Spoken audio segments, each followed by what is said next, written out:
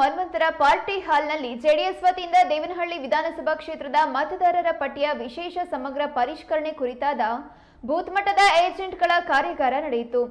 ಕಾರ್ಯಕ್ರಮದಲ್ಲಿ ಸಂಪನ್ಮೂಲ ವ್ಯಕ್ತಿಯಾಗಿ ಭಾಗವಹಿಸಿದ್ದ ಎಚ್.ಎನ್. ದೇವರಾಜ್ ಮತದಾರರ ಪಟ್ಟಿ ಪರಿಷ್ಕರಣೆಯ ಮಹತ್ವ ಹಾಗೂ ತಾಂತ್ರಿಕ ಅಂಶಗಳ ಬಗ್ಗೆ ಏಜೆಂಟ್ಗಳಿಗೆ ಸವಿಸ್ತಾರವಾಗಿ ಮಾರ್ಗದರ್ಶನ ನೀಡಿದರು.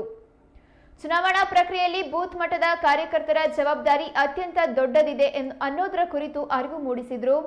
ಜಿಲ್ಲಾ ಪಂಚಾಯತ್, ತಾಲೂಕು ಪಂಚಾಯತ್ ಮತ್ತು ಗ್ರಾಮ ಪಂಚಾಯತ್ ಹಾಗೂ ಪುರಸಭೆಗಳ ಚುನಾವಣೆಗಳಲ್ಲಿನ ಗೆಲುವು ಸಾಧಿಸಲು ಇಂದಿನಿಂದ ಕ್ರಿಯಾಶೀಲರಾಗಿ ಎಂದು ಸಲಹೆ ನೀಡಿದ್ದಾರೆ.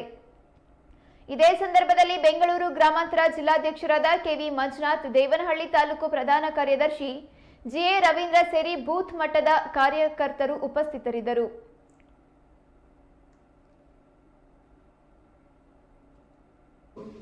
ನಮ್ಮ ದೇವನಹಳ್ಳಿ ತಾಲೂಕಿನಲ್ಲಿ ವಿಶಿಷ್ಟವಾಗಿ ಕಾರ್ಯಕ್ರಮ ಸಮ್ಮಣ್ಣವರು BLA 1 ಅಂತೇಳಿ ನಮ್ಮ ಯುವಜನ ದಳದ ಮತಗಳನ್ನ ಯಾವ ರೀತಿ ಉಳಿಸ್ಕೊಬೇಕು, ಪಕ್ಷಕ್ಕೆ ಮತಗಳನ್ನ ಡಿಲೀಟ್ ಮಾಡಿಸೋರನ್ನ ಯಾವ ರೀತಿ ಪಂಚಾಯಿತಿ, ಜಿಲ್ಲಾ ಪಂಚಾಯಿತಿ ಮತ್ತು MLA ಮತ್ತೆ MP ಚುನಾವಣೆಗಳು ಬರೋದ್ರಿಂದ ತಾವೆಲ್ಲರೂ ಜಾಗೃತರಾಗಿ ತೆಗೆದ್ರೆ ಆ ವೋಟ್ ನಮಗ್ ಬರ್ತಾ ಇತ್ತಾ ಅಥವಾ ಇತರೆ ಪಕ್ಷಕ್ಕೆ ಹೋಗ್ತಾ ಇತ್ತ ಅನ್ನೋದನ್ನ ಬಹಳ ಸೂಕ್ಷ್ಮವಾಗಿ ಗಂಡು ಮಕ್ಕಳು ಅವ್ರ ಓಟು ಅಲ್ಲಿ ಇರ್ತದೆ ಮತ್ತೆ ಇಲ್ಲಿ ಇರ್ತದೆ.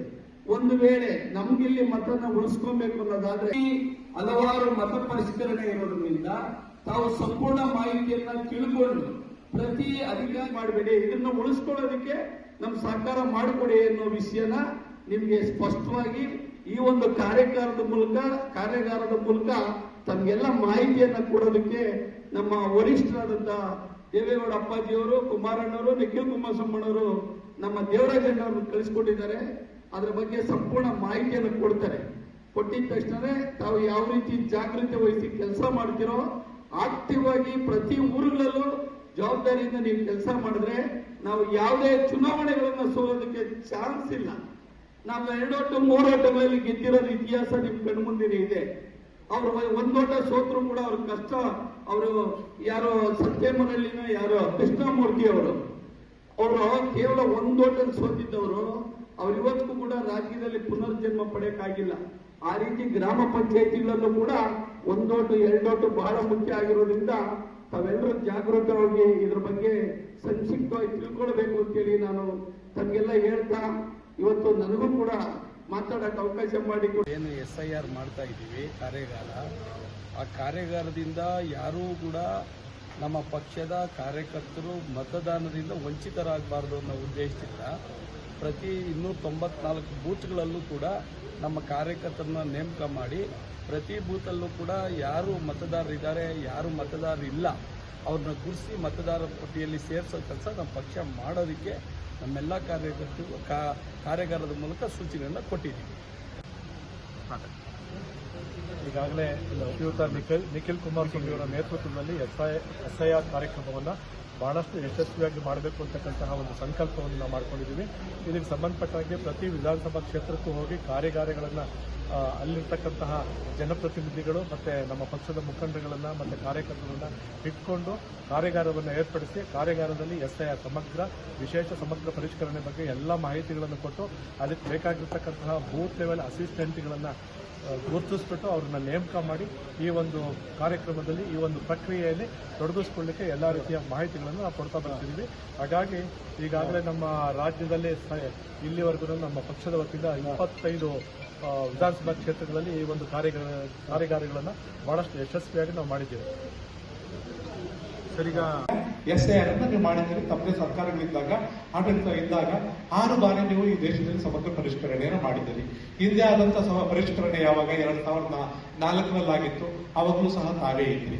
ಅಂತಹ ಎಲ್ಲ ಸಂದರ್ಭಗಳಲ್ಲೂ ಸಹ ಏನು ನಮ್ಮ ಸಂವಿಧಾನ ಅಪೇಕ್ಷೆ ಪಡುತ್ತೆ ಮತ್ತೆ ಚುನಾವಣಾ ಆಯೋಗದ ಕಾಯ್ದೆಗಳ ಅಪೇಕ್ಷೆ ಪಡುತ್ತೆ, ಅದರ ಅಡಿಯಲ್ಲಿ ವಿಶೇಷ ಸಮಗ್ರ ಪರಿಷ್ಕರಣೆಯನ್ನು ನೀವು ಮಾಡಿರ್ಬೇಕಾದ್ರೆ ಈ ಸದನದಲ್ಲಿ ಯಾಕೆ ನೀವು ಪ್ರಶ್ನೆ ಮಾಡ್ತಿದ್ದೀರಿ?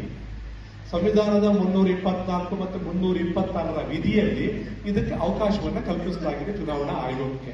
ಚುನಾವಣಾ ಆಯೋಗಕ್ಕೆ ಮತ್ತೆ ಇನ್ಯಾವ ರೀತಿ ಅವಕಾಶಗಳಿದೆ ಅಂತಂದ್ರೆ 1960ರ ಒಂದು ಏನು ಮತದಾರರ ಪರಿಷ್ಕರಣೆಯ ಪಟ್ಟಿಯ ಒಂದು ಕಾಯ್ದೆಯ ಪ್ರಕಾರ ಅಲ್ಲೂ ಸಹ ಅವಕಾಶ ಇದೆ. 1952ರ ಜನಪ್ರತಿನಿಧಿ ಕಾಯ್ದೆಗಳ ಪ್ರಕಾರ ಸಹ ಅವಕಾಶ ಇದೆ. ಇಷ್ಟೆಲ್ಲ ಕಾನೂನಾತ್ಮಕವಾಗಿ ಅವಕಾಶ ಇದೆ, ಸಂವಿಧಾನಾತ್ಮಕವಾಗಿ ಅವಕಾಶ ಇದೆ. ಈ ಅವಕಾಶಗಳನ್ನ ಬಳಸಿ ನೀವೇ ನಿಮಗೆ ಸರ್ಕಾರ ಇದ್ದಂತ ಸಂದರ್ಭದಲ್ಲಿ 6 ಬಾರಿ ಈ ದೇಶದಲ್ಲಿ ನೀವು ಮಾಡಿದ್ದೀರಿ ಅಂದಮೇಲೆ ಮತ್ತೆ ಪ್ರಶ್ನೆಯನ್ನ ಯಾಕೆ ಎತ್ತುತ್ತಿದ್ದೀರಿ ಅನ್ನೋದ್ರ ಬಗ್ಗೆ ನಾವು ಮಾತನಾಡ್ತಾ ಹೋದಾಗೆಲ್ಲ ಉತ್ತರ ಸಿಗ್ತಾ ಹೋಗುತ್ತೆ. ಈಗ ನಮಗೆ ಈ ಒಂದು ವಿಷಯವನ್ನ ನೀವು ಜನಗಳ ಮನಸ್ಸಲ್ಲಿ ಗೊಂದಲವನ್ನು ಮೂಡಿಸಲಿಕ್ಕೆ ಯಾಕೆ ಪ್ರಯತ್ನ ಪಡ್ತಿದ್ದೀರಿ? ನಿಮಗೆ ವಿರೋಧ ಪಕ್ಷವಾಗಿ ಸಮರ್ಥವಾಗಿ ನಮ್ಮ ಜಾತ್ಯತೀತ ಜನತಾದಳದ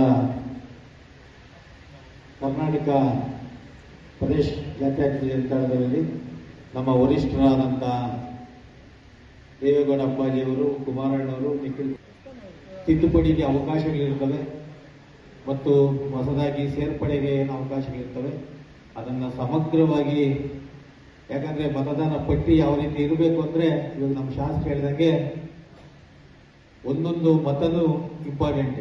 ಇವಾಗ ಹೇಳಿದ್ರು ಯಾರೋ ನಮ್ಮ ಕೃಷ್ಣಮೂರ್ತಿಯವರ ಒಂದು ಹಿಂಗಾಯ್ತು ಅಂತ ಮತ್ತೆ ಅವರ ರಾಜಕೀಯ ಜೀವನ ಕೊನೆವರೆಗೂ ಆಗಲೇ ಇಲ್ಲ.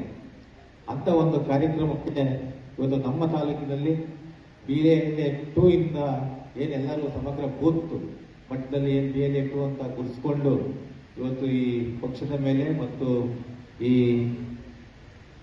ಈ ಮತದಾನ ಪಟ್ಟಿಯ ಪರಿಷ್ಕರಣೆಯಲ್ಲಿ ಭಾಗವಹಿಸಿರುವ ಎಲ್ಲ BLA 2ಗಳ ನನ್ನ ಆತ್ಮೀಯ BLA 2 ಏಜೆಂಟ್ಗಳಿಗೆ ನನ್ನ ಅಭಿನಂದನೆಗಳನ್ನ ಸಲ್ಲಿಸ್ತಾ ಇದ್ದೀನಿ.